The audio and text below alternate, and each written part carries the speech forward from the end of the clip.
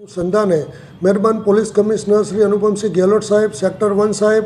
DCP zone 1 સાહેબ નાઓએ આપેલ સૂચના અને માર્ગદર્શન મુજબ કાપોદ્રા પોલીસ સ્ટેશનના પોલીસ ઇન્સ્પેક્ટર શ્રી MB અવસુરાના સૂચના અને માર્ગદર્શન હેઠળ second point Shri MR Solanki તથા સર્વેલન્સ સ્ટાફના PSI શ્રી AL પંડ્યા તથા સર્વેલન્સ સ્ટાફના અન્ય પોલીસ માણસોને મળેલ બાતમી હકીકતના આધારે તેઓ પોસ્ટે વિસ્તારમાં વાહન ચેકિંગમાં હતા. તે દરમિયાન તેઓની બાતમી હકીકતવાળી એક ઓટો રિક્ષા આવતા એ ઓટો રિક્ષાને ઊભી રાખી તેને ચેકિંગ કરતા અને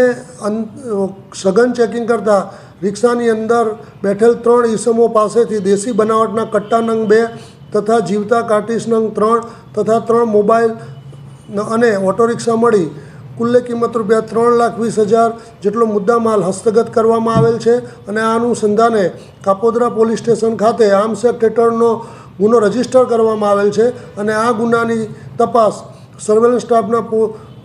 પોસબ શ્રી AL પંડ્યા સાહેબ નાઓ કરી રહેલ છે.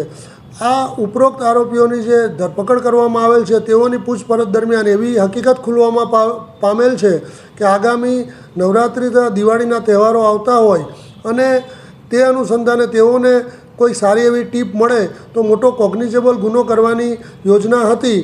અને આ અનુસંધાને અન્ય 2 આરોપીઓને પણ વોન્ટેડ જાહેર કરવામાં આવેલ છે અને હાલ આ ગુનાની તપાસ તજવીજ ચાલુ છે.